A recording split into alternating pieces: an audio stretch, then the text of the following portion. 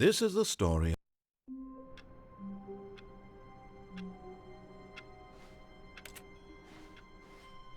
All of his co-workers were gone. What could it mean? Stanley decided to go to the meeting room. Perhaps he had The good old bucket. Just Stanley and the bucket. Off on another thrilling adventure together. Stanley clutched the bucket tightly to his chest. This was not the correct way to the meeting room, but Stanley had felt the bucket calling to him, telling him that the employee lounge was simply the place to be. And here it was. Had the bucket turned out to be correct? Was this better than the meeting room? Yes, Stanley thought to himself. Yes, perhaps it truly was. How insightful the bucket turned out to be. No, never mind. The bucket was wrong. Stanley took the door on his left to go back to the meeting room. No, Said the bucket. don't go to the meeting room. Go somewhere else. The cargo lift, yes. Go there. Good. Said the bucket. Now ride the lift all the way to the top. There's something up there I need you to do. Stanley did not question why or how this bucket was speaking to him. It should have alarmed him, of course, because buckets can't talk. But Stanley chose not to think about this obvious fact. He was firmly convinced that the bucket had spoken to him, and he unthinkingly did whatever the bucket asked. In here. Said the bucket. Go into this dark room over here. Stanley once again obeyed blindly.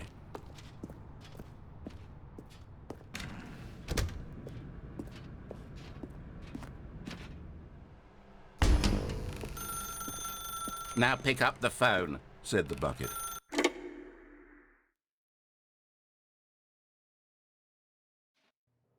This is the sad story of a man named Stanley and his bucket. Once upon a time, I gave Stanley a bucket because I thought he was lonely and could use a friend. And then, very distressingly, he began to believe the bucket could speak to him.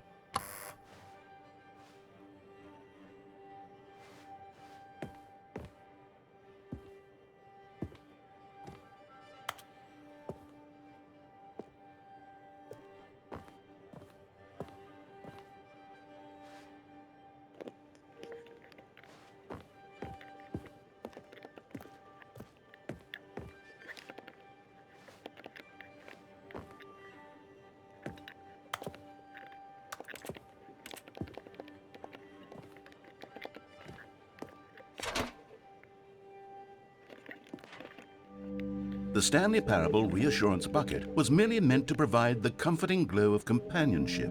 It doesn't literally talk and give you orders. Whatever Stanley is hearing the bucket say to him is just in his head.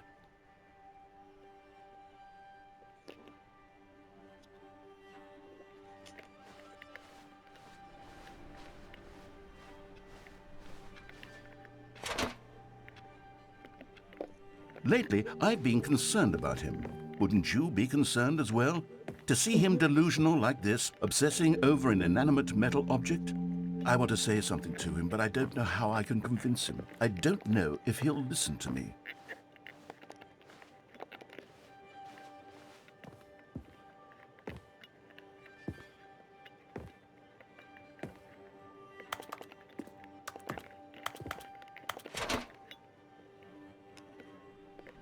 I'll try anyway. Stanley, can you hear me? Listen to me. It's just a bucket. It can't think, it can't talk. All it will ever truly do for you is effectively transfer a liquid from one location to a different location. That's it. It doesn't do anything else.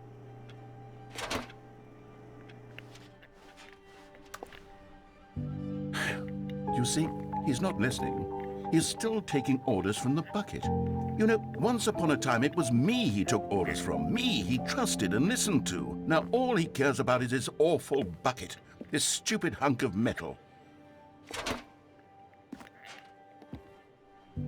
It's sad, but I suppose he doesn't need me anymore. From now on, he's just going to cling to this bucket, this cold, empty bucket, this sort of shiny bucket. Well, I'll give it this. The bucket does have a nice shine to it.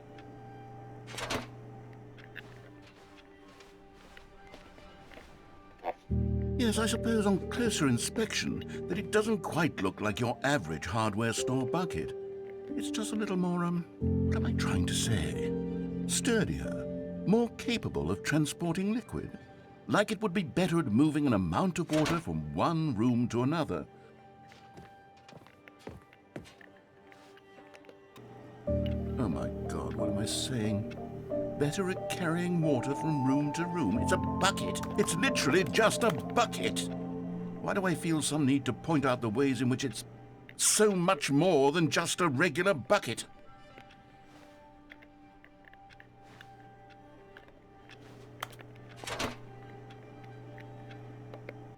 Oh no, I'm having feelings for the bucket. No, no, no, no, no, no, no, no. What's going on? Why do I want to be with the bucket?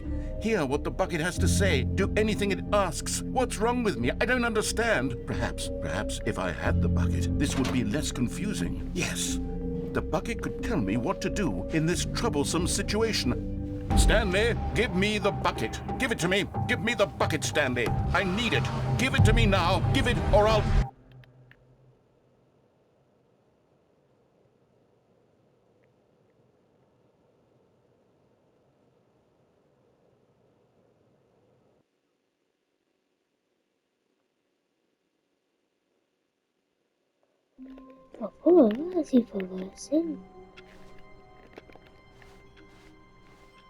All of his co-workers were gone.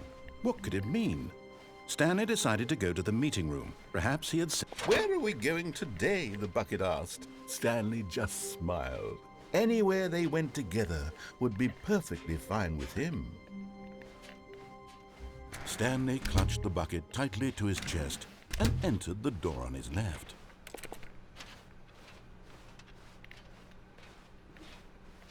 Still no one was here. Stanley needed the bucket's warmth and comfort now more than ever. Perhaps his boss's office... Oh, Stanley, can you feel it? The broom closet. It wants the bucket. Coming to a staircase, Stanley and the bucket walked upstairs to the boss's office.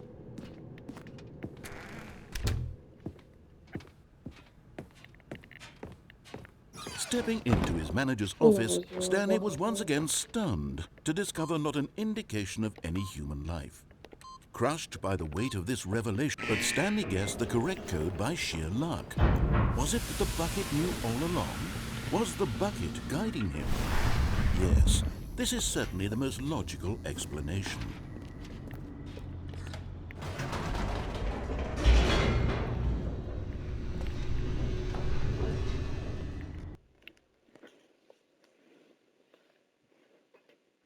The elevator raced downward, plummeting towards an unknown fate. It would be all Stanley could do to keep himself together, if not for the bucket. Soothing him, comforting him, reassuring that in this darkest moment of uncertainty, he would be all right. The bucket is here for you, Stanley. Everything will be fine. Stanley and the bucket walked straight ahead through the large door that read, Mind Control Facility.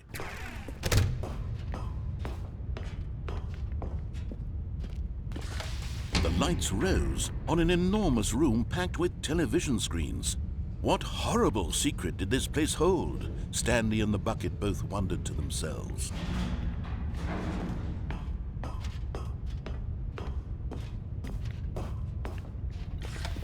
The monitors jumped to life, and Stanley nearly dropped the bucket in shock. Everyone in the office was being videotaped, monitored like guinea pigs. The bucket had never seen anything like this, and it very nearly burst into tears as Stanley cradled it gently, reassuring it that everything would be fine. Was the bucket under the mind control facility's influence as well? Had the bucket been told to do things it didn't wish to do? What kinds of things does a bucket want to do or not want to do in the first place?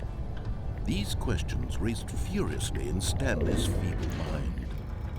No! He screamed into the bucket. He couldn't accept it. His own life in someone else's control, never! He squeezed the bucket tighter, his one friend in the entire world.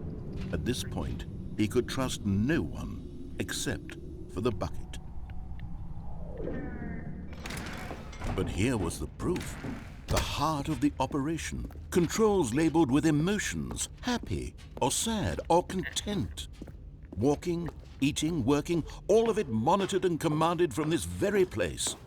And as the cold reality of his past began to sink in, Stanley decided that this machinery would never again exert its terrible power over...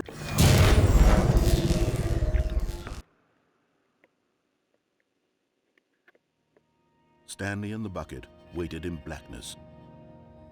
Was it over?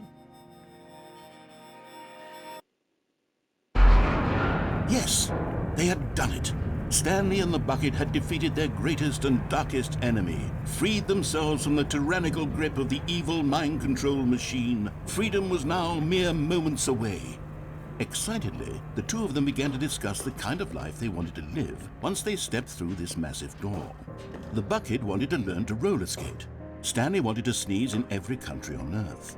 Both of them wanted to begin watching a movie, any movie, but then stop it halfway through and begin watching it in reverse from the end. True, it was a simple life they envisioned, but it was one they'd lived together, with one another to lean on, to trust, to support. What? Wait. What was happening? Why had the door stopped? Was Stanley and the bucket not about to be freed? An unbearable silence filled the room, lingering in uncertainty, until finally the truth hit Stanley square in the face. This building did not want the bucket to leave. Even the facility itself recognized the incredible calming presence of the bucket, needed the soothing warmth of the bucket, would go to any lengths not to part with the bucket. No. Stanley can't leave this place, not while he has such a precious bucket in his arms, not while this building has anything to say about it. Stanley realized he would never again leave this very room, but at least he has the bucket. To be trapped eternally in darkness isn't really so bad, Stanley thought to himself. As long as I have my bucket with me, right? I'll be okay, won't I? Stanley gulped. Very soon now, he was about to find out.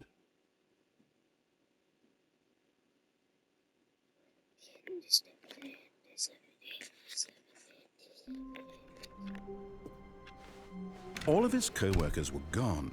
What could it mean? Stanley decided to go to the meeting room. Perhaps he had simply missed a memo.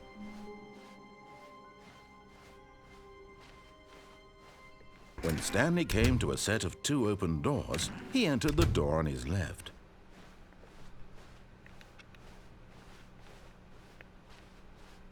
Yet there was not a single person here either. Feeling a wave of disbelief, Stanley decided to go up to his boss. Coming to a staircase, Stanley walked upstairs to his boss's office.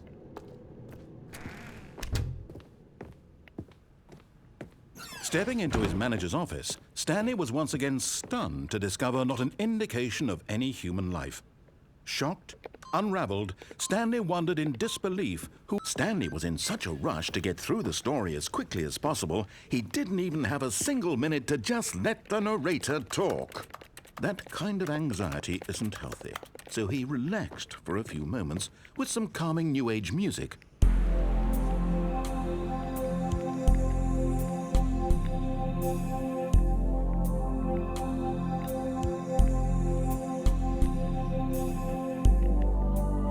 Feeling soothed and rejuvenated, Stanley calmly walked forward into the opened passageway.